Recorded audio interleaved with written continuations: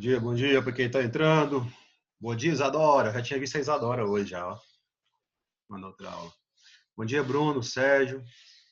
Bom dia, Jason. Tudo tranquilo com vocês todos? Turma, me diz uma coisa. A prova de vocês é hoje? Amanhã? Já fizeram? Que dia que é? A avaliação de vocês? Hoje. É hoje, né? Hoje à tarde? Isso. Tá bom. Eu preparei um presentinho para vocês, que é uma espécie de revisão que nós vamos fazer, corrigindo algumas, bom dia, Natália, corrigindo algumas das atividades que eu passei como tarefa e fazendo vocês ter contato de novo com essa matéria de pedologia, que é o que vai cair, né? Que a gente está falando de clima já tem um tempo.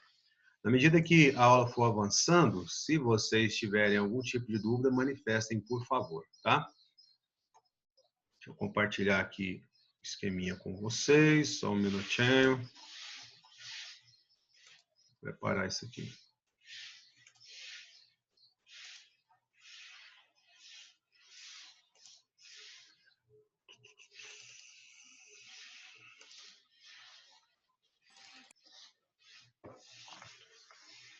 Ele está carregando, tá?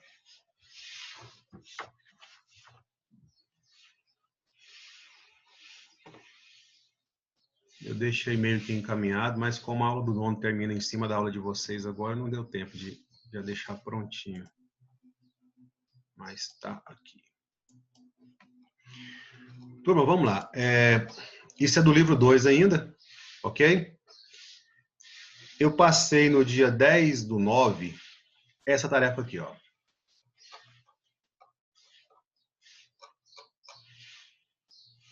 O gabarito aqui tá errado. Sai daqui, gabarito. Pronto. Questão número 1. Sobre nacionalismo e conflitos étnicos. Opa, eu acho que eu abri o segundo ano.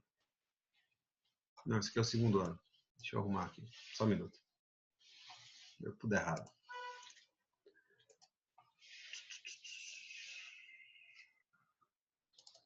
Agora foi.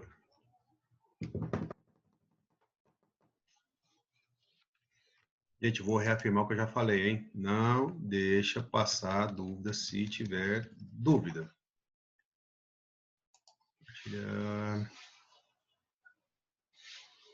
Primeiro ano. Agora vai. Então, isso aqui eu passei no dia 10/9. É uma tarefa que nas duas primeiras questões fala sobre os horizontes do solo. Tá? Vamos lá. Questão número 1. Solo é a camada superior da superfície terrestre, onde se fixam as plantas, que dependem do seu suporte físico, a água e nutrientes. O perfil do solo é representado na figura a seguir. Sobre o perfil apresentado, é correto afirmar que, então, a gente tem horizonte O, horizonte B, o A está subentendido aqui entre o O e o B, tem o C, e tem a rocha não alterada, que seria o horizonte D. Então, algumas dicas para vocês lembrarem disso aqui, ó. Horizonte O é de matéria orgânica. O O está associado a orgânico aí, tá certo? Todo solo resulta da decomposição de rocha. Então, lá embaixo, no fundo, o primeiro de todos é rocha, a chamada rocha não alterada. O horizonte C, que está acima da rocha, ele é rocha bem quebrada, mas com muita rocha ainda. Então, lembra que a gente falou de matacão, que são aquelas rochas superiores a 20 centímetros, aquelas pedras e tal? Esse é o horizonte que tem matacão. Pessoal, como é que o matacão, então, fica exposto na superfície? A erosão lava tudo aqui por cima e deixa ele exposto. Tá? Vamos lá. Letra A. O horizonte O corresponde ao acúmulo de material orgânico que é gradualmente decomposto, até aqui tudo ok, tudo perfeito, e incorporado aos horizontes inferiores, acumulando-se nos horizontes B e C. Galera, essa questão aqui está errada, porque a matéria orgânica aqui, ela não vai acumular nos horizontes B e C, tá? Vai ficar acumulado no horizonte O, por isso que o horizonte O é orgânico. Beleza? Letra B. O horizonte A apresenta muitos minerais não alterados da rocha, que deu origem ao solo, sendo normalmente o horizonte menos fértil de todos. Pessoal, o horizonte que apresenta minerais não alterados da rocha é o C, tá claro aqui, ó. É onde a rocha começou a ser decomposta.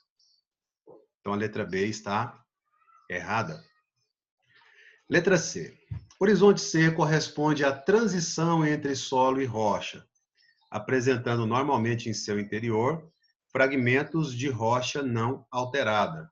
Horizonte C, entre a rocha e o solo, tem fragmentos de rocha não alterada? Sim ou sim?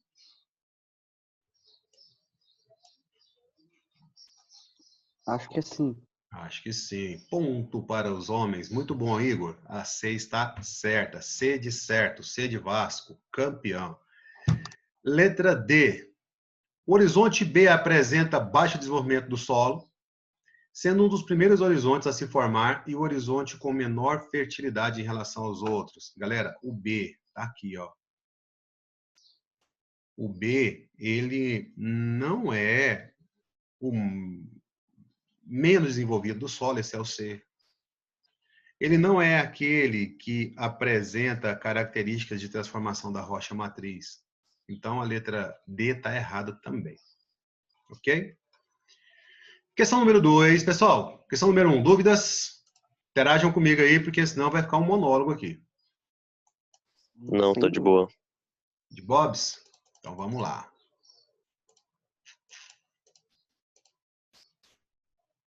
Valeu, valeu, valeu.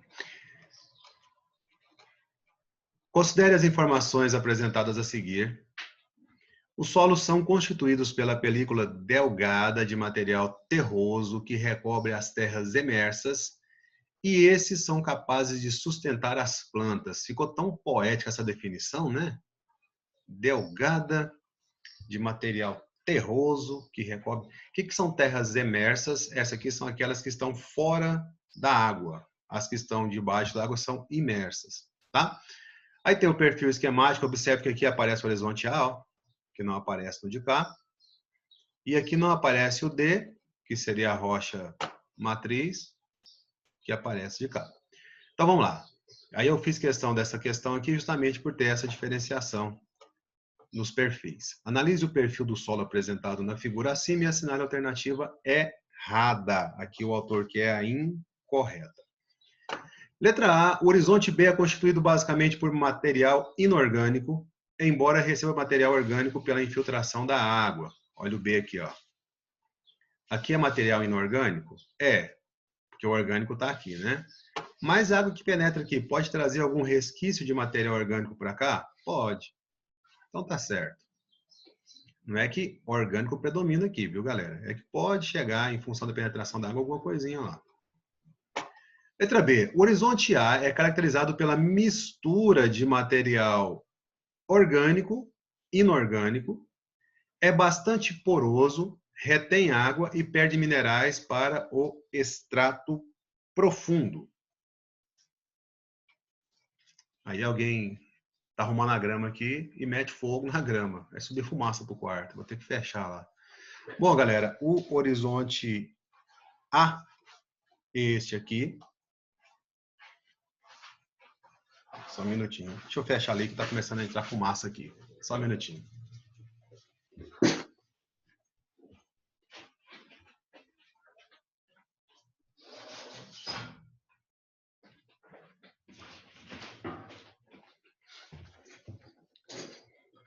Calor com fumaça ninguém merece, né?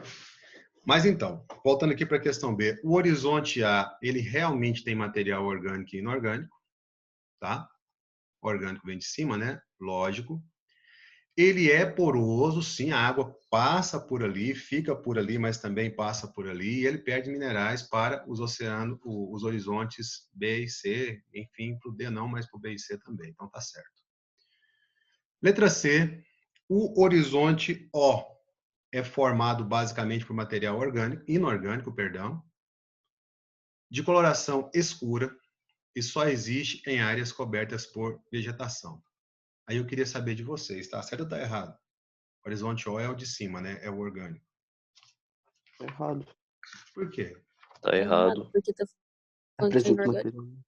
É. Exatamente, porque fala que ele é basicamente formado por material inorgânico, e não é, é material orgânico. Show de bola, galera. É isso aí, ó. Isso aí que é o X da questão. Então, a C é a incorreta, o autor pede a incorreta. Tá aqui, ó, a incorreta. Então, a D está certa. O horizonte C é caracterizado pela presença de blocos de rocha pouco permeabilizada e pela escassez de material orgânico. Aqui, ó, a água que penetra, ela tende a acumular aqui por cima. Porque daqui para baixo é rocha, né? Aí daqui para baixo é rocha, perdão, aqui, ó, rocha não alterada. Então, ela tende a acumular por aqui. Geralmente, o lençol freático é aqui. Quando tem lugar muito chuvoso, esse lençol freático pode chegar até lá no horizonte B. Tem alguns lugares, galera, que esse lençol freático chega na superfície mesmo. Aí mina e forma rio. Os rios nascem assim, aqui no Brasil, né? Porque tem rio por aí que nasce do derretimento de geleira de montanhas. Enfim, não é o nosso caso. Beleza? Então, letra C, letra número 1, letra C, número 2, letra C também. Número 3 é aqui que o bicho pega, ó. Os solos não hidromórficos, quer dizer, aqueles solos que não ficam, os solos que não ficam debaixo de água o tempo inteiro, hidromórfico é isso, que tem limitações para a agricultura e que ainda apresentam horizonte A diretamente sobre a rocha original, podendo ser eutróficos ou distróficos, e que recobrem aproximadamente 19% do semiárido nordestino, são conhecidos como, galera, esses solos que são rasos, que estão quase em cima da rocha-mãe, que não estão acostumados a muita água, eles são os litossolos.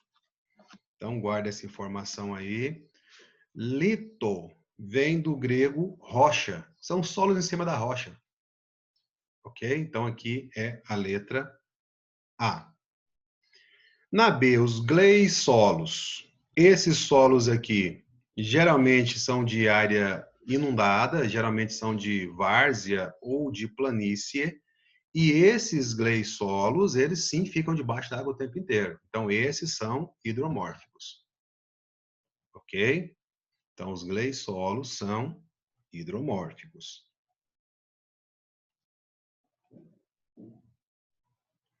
Os cambissolos são solos que estão em idade média, eles nem são novos, nem são maduros. Estes cambissolos possuem horizonte O, A, B, geralmente. Não possuem horizonte C e o D, a rocha-mãe, né? Porque eles já não são maduros, como eu falei antes. Eles são solos em formação, mas já apresentam horizontes bem caracterizados.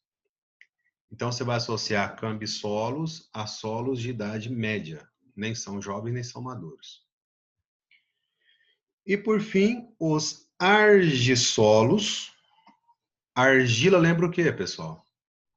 O que é argila?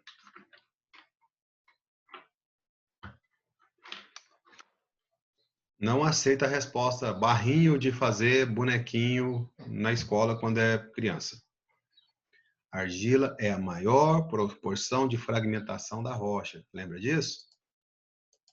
A rocha mais fina de todas é a argila. Partículas microscópicas com muita coesão. Show de bola, tá falando de argila também. Tá? Então, argissolo é solo que tem grande quantidade de argila. Os horizontes são definidos aqui. Tem horizonte A, tem B, tem C. Tem a rocha-mãe, que é o horizonte D. E geralmente é solo muito fino. Ok? Então, número 3, resposta, letra A, de amor. Questão 4. Os solos são o produto da desagregação das rochas pelos processos físicos, químicos e biológicos. O nome disso é erosão, né? Sendo constituídos, do ponto de vista pedológico, por matéria mineral, ar, água, matéria orgânica e atividade biológica. Os latossolos são os solos... Letra A. Pouco evoluídos, com ausência de horizonte B. Galera, tá errado. Latossolo tem como uma das suas principais características, além da acidez, lógico, o horizonte B bem desenvolvido. Então, a A está errada por isso. Letra B, altamente evoluídos e ricos em argila minerais. Show de bola, letra B está certa. Latossolo é um solo muito bem evoluído e rico em argila minerais. Só me faz um favorzinho aqui, escreve aqui na frente, ó, e são ácidos. Latossolo tem que remeter a sua memória a solo ácido. Latossolos são ácidos.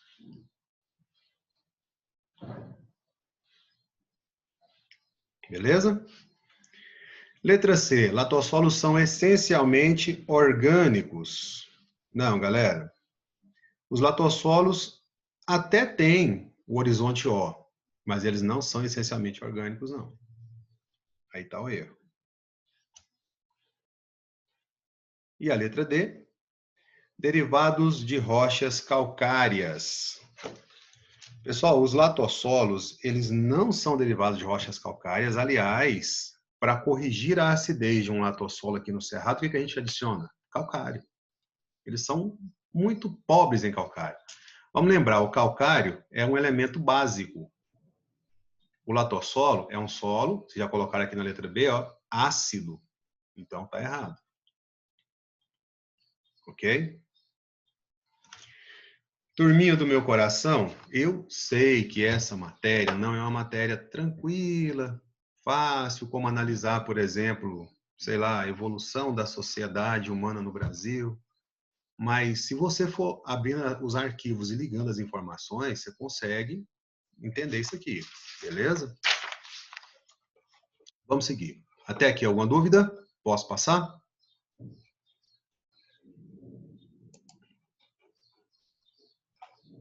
Pode passar. Sem estresse. Então, vamos lá.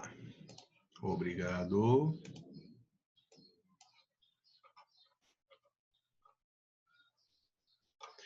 Se vocês quiserem printar os gabaritos, ó, tem os gabaritos aí. Número 1. Número 3 está aqui do lado.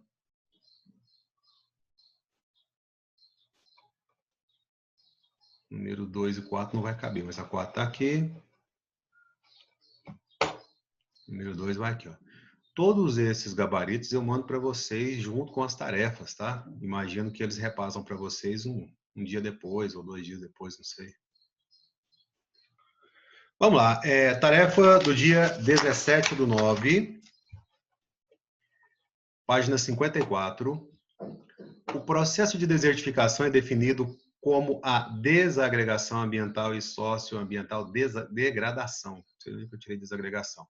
Degradação ambiental e socioambiental, particularmente nas zonas áridas, semiáridas e subúmidas, resultante de vários fatores e vetores, incluindo as variações e alterações climáticas e atividades humanas. Então, galera, no processo de desertificação estão associadas situações climáticas, naturais, ambientais, mas humanas também. O ser humano pode alterar uma paisagem de modo que ela fique desertificada.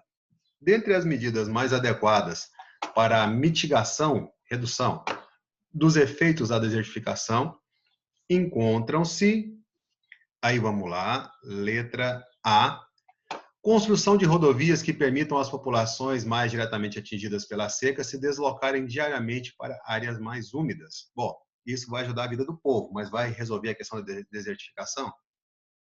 Creio que não, né? B. Uso de áreas de meia encosta como alternativa para a expansão das áreas de produção de culturas temporárias e lavouras permanentes. Isso vai resolver a questão da desertificação? Também acho que não. Letra C. Plantio de espécies exóticas que apresentem crescimento rápido e podem reduzir os efeitos da desertificação e da seca, como o eucalipto, por exemplo. Cara, quem já plantou eucalipto aí, ou quem já foi em plantação, sabe que aonde você planta eucalipto não nasce nada. Por quê? Porque ele suga toda a água que tem no solo. Então, você acha que plantar eucalipto é bom para combater a desertificação? Acho que não, né? Letra D de dado. A prevenção, recuperação e reabilitação de terras parcial ou totalmente degradadas, com a recomposição de espécies nativas, o replantio de espécies nativas. Vocês acham que isso aqui ajuda a diminuir os efeitos da desertificação? Sim ou sim? Sim. Ponto para os meninos. Então, letra D está certa. Ok? O que quer dizer que a letra E está errada? Ó, se os programas de incentivo para a instalação de fossas sépticas que dispensam a implantação de um sistema hídrico de saneamento básico. Isso aqui também ajuda o povo, assim como a letra A, ó, mas não recupera a questão ambiental da desertificação. Ok? Então, essa questão aí, questão 4, letra D. Questão 5, dentre as causas que tornam os solos degradados no Brasil, é correto afirmar que, entre as causas que degradam o solo no Brasil, o solo arenoso é mais suscetível à erosão do que o solo argiloso, fato comprovado na região noroeste do estado do Paraná. Aí você vai dizer assim, pessoal, como é que eu sei um negócio desse, né? Bom, agora eu vou te falar. O solo arenoso, quando em contato com a água, ele se desfaz mais fácil. O solo argiloso, em contato com a água, ele se desfaz com muita dificuldade. Vocês já viram dá para fazer uma bolinha feita de argila com água, não dá para fazer uma bolinha feita de areia com água. Entende? Então a letra A está certa. Se você ligar na questão lógica, você consegue achar a resposta. Pessoal, mas eu não conheço o noroeste do Paraná. Como é que eu respondo uma questão dessa? Bom, galera, a questão é da Universidade Estadual de Londrina, então é geografia regional para eles, né? E o livro aproveitou a questão. Então a letra A está certa, o que significa que o resto está errado. Vamos lá? Como a granulometria é o fato determinante em relação à degradação dos solos, a presença ou não de vegetação não é importante para a sua conservação. Posso parar por aqui, galera? Solo que tem muita vegetação é mais protegido, lógico. Igual o seu olho é protegido porque você tem sobrancelha e cílios. Se você cortar tudo, seu olho fica sem proteção. Se você tira, por exemplo, a mata ciliar dos rios, o rio fica sem proteção, mas o solo também fica mais suscetível à erosão. Qual encosta que vai deslizar mais? Aquela que tem vegetação plantada ou aquela que não tem? Aqui não tem, lógico. Letra C, a atuação humana não interfere nos processos de degradação do solo. Vou parar por aqui também, né? A atuação humana não só interfere, como é essencial na degradação do solo. Letra D, por se tratar de um país tropical, o Brasil tem solos pouco degradados. Isso não se verifica, porém, no Rio Grande do Sul, cujos solos estão se transformando em desertos. Bom, galera, vamos lá, vamos por partes aqui. O Brasil é um país tropical? Não necessariamente. Imagina um cara lá no Rio Grande do Sul, na Serra Gaúcha, durante o inverno, cantando: "Bah, moro num país tropical, que calor, né, tchê?" Não, o sul do Brasil não é tropical, já começa por aí. Isso verifica, porém, no Rio Grande do Sul, aí já o autor está matando a questão, no Rio Grande do Sul o clima não é tropical, mas lá os solos estão se transformando em desertos. O que acontece no sul do Brasil é um processo chamado de arenização e não desertificação. O pisoteamento excessivo do gado no sul está compactando o solo das pradarias em alguns lugares, de modo que tem paisagem que tem areia para todo lado. E aí pensava assim em deserto no passado, mas aí desistiu de falar em deserto no Brasil por conta do clima lá, que é um clima úmido. E deserto é próprio de clima árido. Beleza? Letra E, a agricultura comercial, como vem sendo praticada na Amazônia, contribui de maneira significativa para a conservação dos solos e constitui um exemplo para as outras regiões brasileiras. A agricultura comercial na Amazônia ajuda a conservar o solo ou atrapalha? Atrapalha. Atrapalha, né? Expõe o solo, quando você ara o solo ali, ele fica exposto à penetração de água e à enxurrada, e como na Amazônia chove muito. Mas aí, ó, deixa eu contar um segredo para vocês. O solo da Amazônia não é fértil, tá? O que causa fertilidade no solo são 3 fatores: água da chuva, humus, matéria orgânica e raio do sol. Na Amazônia tem raio do sol, com certeza. Tem matéria orgânica demais. Só que no caso da chuva, galera, a chuva ela provoca um fator favorável, mas um contrário também. O contrário, o favorável, lógico, é a hidratação, né? O contrário chama lixiviação, que é a lavagem de nutrientes do solo por água da chuva, por enxurrada, por exemplo, ou por penetração de água no subsolo. Como na Amazônia chove muito, a lixiviação é intensa. Aí o nego vai lá e desmata a Amazônia. Quando ele desmata, eu já estou tirando matéria orgânica do solo.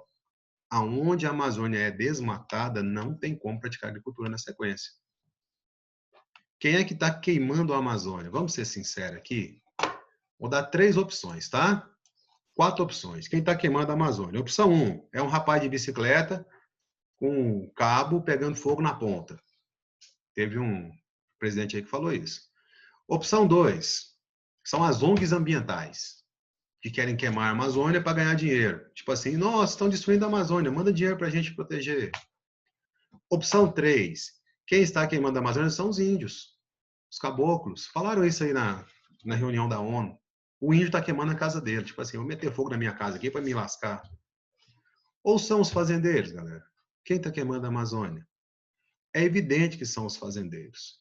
Mas para quê? Para plantar? Não. Porque para plantar, o solo da Amazônia não presta se ele for desmatado. Não vai ter matéria orgânica em cima dele. E a lixiviação vai ser intensa. São os fazendeiros que querem criar gado. Porque você destruiu a vegetação da Amazônia, o que vai nascer ali? Como o solo é pobre, vai nascer capim. O que dá para fazer onde tem capim? Criar gado. Ok? Então, a agricultura comercial, e aí pensando na agropecuária comercial, eu estou colocando pecuária no meio, ela não ajuda, ela só atrapalha, a agricultura só atrapalha e não conserva o solo, né? Na realidade, ela destrói o solo. Tá ok? Tá ok? Vamos continuar isso daí agora, ó. Questão número 6. Então, pessoal, questão número 5, letra A, tá? Questão número 6. Você fala o clima ajuda, Maria Eduarda, você fala o clima ajuda nas queimadas?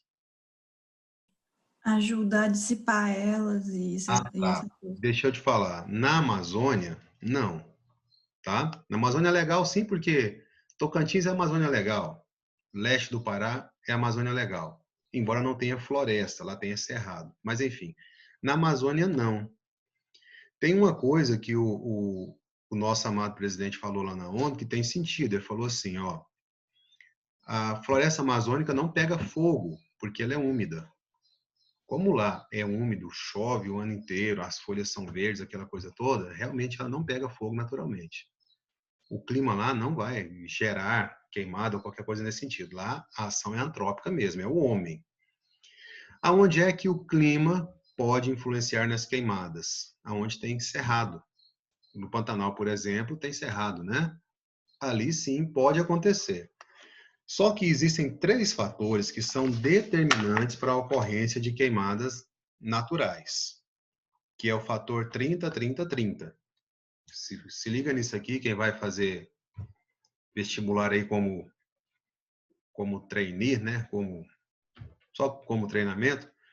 30, 30, 30, galera. Se a temperatura estiver acima de 30 graus, se o vento estiver acima de 30 km por hora, se a umidade do ar estiver abaixo de 30%, umidade relativa do ar, essas são as condições para que o fogo se propague. Aí assim, ó, pode ser alguém que joga uma ponta de cigarro na rodovia, e aí pega no mato e queima. Pode ser alguém que joga uma latinha de cerveja na beira da estrada e tá um mato seco lá, aí eu tô falando de cerrado, né? E o raio do sol bate na latinha e reflete nesse mato seco o dia inteiro até que ela aquece e começa a queimar, aí o vento espalha. Pode ser. Pode até cair um raio e provocar queimada. Também pode acontecer. A questão do raio, nesse momento, ela é descartada, por quê? Porque o nosso tempo não está um tempo chuvoso, né? Agora até deu uma chuvinha, mas eu digo no auge das queimadas ali, maio, junho, julho, enfim. Então, no caso da Amazônia, a ação é antrópica, não tem como. No caso do Cerrado, até pode ser que seja fator natural também, embora também tenha ação antrópica. Tá certo? Ok, Maria? Obrigada. Nada. Vamos lá, a desertificação ocorre... Outra pergunta, só um minuto. Como o solo da floresta amazônica é classificado quanto à formação? Eu não entendi, Felipe, a sua pergunta. Quanto à formação, como assim? Se ele é argissolo, cambissolo, litossolo, latossolo? É isso? Ok. Bom, no solo da Amazônia tem uma variação de tudo. Tá? Lá tem todos os tipos de solo. Nem dá para falar que um é predominante, porque até os solos hidromórficos acontecem lá, aqueles que ficam debaixo de água o tempo inteiro. A Amazônia ela é assim, ó. Ela tem as áreas mais altas, que são chamadas de mata de terra firme. Nesses lugares tem até latossolo, certo? Aí tem as áreas intermediárias entre as altas e baixas, que são chamadas de mata de várzea. Nesses lugares a água chega, a água volta. Aqui tem basicamente todos os solos. E lá nas partes mais baixas tem as matas de igapó, que são solos que estão totalmente alagados o tempo inteiro. São áreas pantanosas, né? Esses solos são hidromórficos, ou plintossolo, como a gente falou agora há pouco. Então, assim, na Amazônia tem todos os tipos de solos. Se você pegar um mapa de solo da Amazônia, você vai ver que tem todos os tipos de solos lá. Na realidade, quase todos os lugares são assim, tá? Tem lugar onde um tipo de solo é predominante, mas não quer dizer que só tenha esse tipo de solo, não. Beleza? Mas, aproveitando a pergunta do Felipe, tem uma informação que ela é importante para vocês e ela é praga de vestibular quando eles abordam esse tema. Inclusive, caiu no Enem umas 2 vezes. A gente tem que pensar em relação à profundidade do solo, associando a clima. O clima na Amazônia é um clima quente e úmido, certo? Quanto mais úmido o clima, mais profundo é o solo. Quanto menos úmido é o clima, mais raso é o solo. Então, por exemplo, o solo do deserto é raso. O solo do semiárido, já falamos sobre ele aqui, ele é raso. O solo da Amazônia, ele é profundo. Se ele é profundo, ele tende a ter todos os horizontes bem formados. Horizonte O, A, B, C e a rocha matriz lá embaixo. Tá? Sendo que o horizonte O, ele é bem espesso, porque tem muita matéria orgânica por lá. Show? Questão número 6. A desertificação ocorre em mais de 100 países do mundo. De toda a superfície do planeta, 41% é formado por áreas secas. Por isso, a desertificação é considerada um problema global. Para tentar reverter este processo e debater mais amplamente o tema, a ONU designou em 2006 como o Ano Internacional dos Desertos e da Desertificação. Sobre a desertificação, letra A, defina este processo e cite 3 problemas causados por ele. Galera, o que é a desertificação? É um processo que acontece em áreas onde tem pouca chuva. Eu já mostro o gabarito para vocês, tá? Cola na explicação aqui. Em áreas onde tem pouca chuva, então eu posso falar que são áreas áridas, semiáridas ou subúmidas.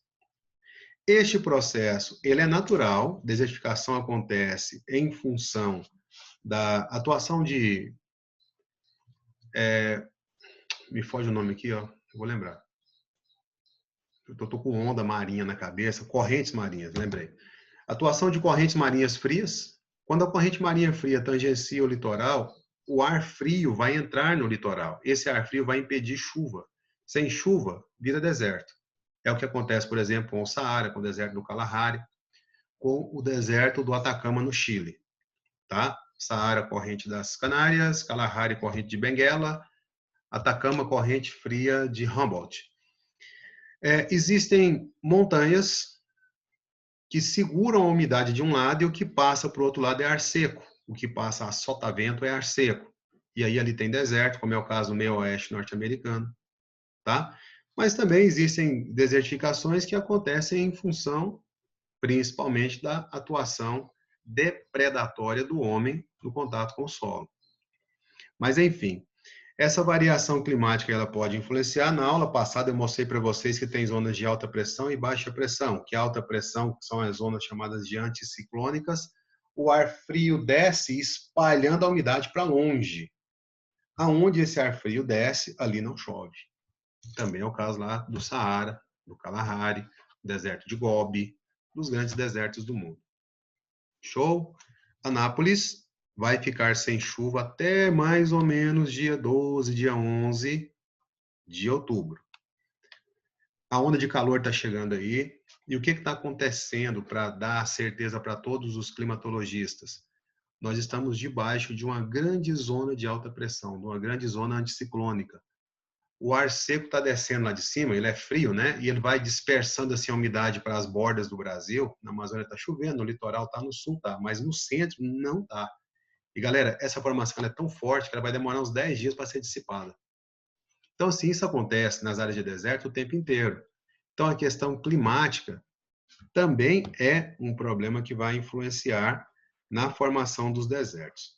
Mas aí, o autor fala assim, ó, defina este processo e cite 3 problemas causados por ele. A gente consegue imaginar 3 problemas causados pelo deserto? Interajam comigo aí agora. Onde tem deserto? 3 problemas ali.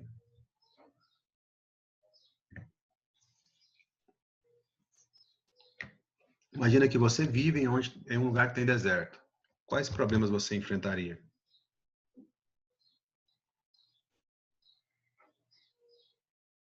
Posso falar que a produtividade agrícola é prejudicada? Os rios tendem a secar? O solo não fica estável? As pessoas tendem a ir embora dali? Migração? Na verdade, emigração? Então, assim, os 3 problemas podem ser esses, tá? Letra B, cite um exemplo de área suscetível à desertificação no Brasil e explique como esta área é afetada por este processo. Galera, me parece muito claro que no Brasil o lugar mais propício à desertificação é o sertão. Muito bom, Júlia. É isso aí. É o sertão do Nordeste. E aí, se o sertão é essa área, como é que ela é afetada pela desertificação? O que tem influenciado para que essa desertificação aconteça ali? Primeiro, galera, o uso inadequado do solo, que já é um solo pobre. Segundo, a escassez de água mesmo, né? Que deixa de nutrir o solo. Então, vou colocar aqui para vocês os gabaritos, ó, para vocês printarem ele e terem a informação. Vou tirar esse trem daqui. Aqui tem questão 4, 5 e 6. A questão 4 está aí.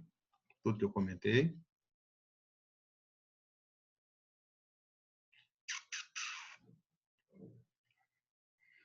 A questão 5. Tá a primeira parte dela aí.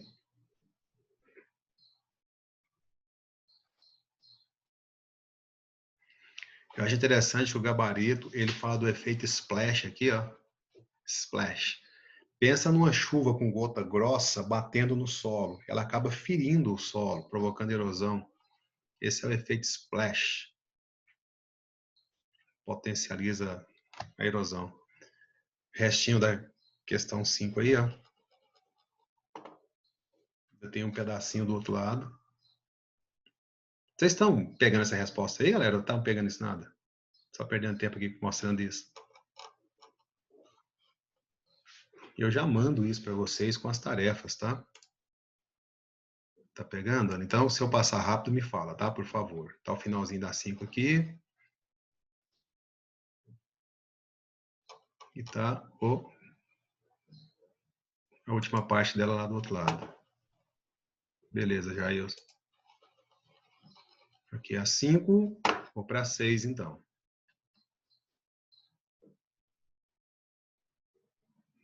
A questão 6 quase cabe numa tela só. Deixa eu diminuir um pouquinho que cabe.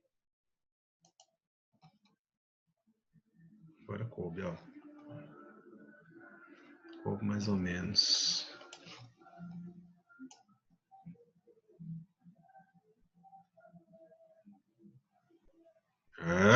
Agora deu. A questão 6 está inteirinha para vocês aí, ó.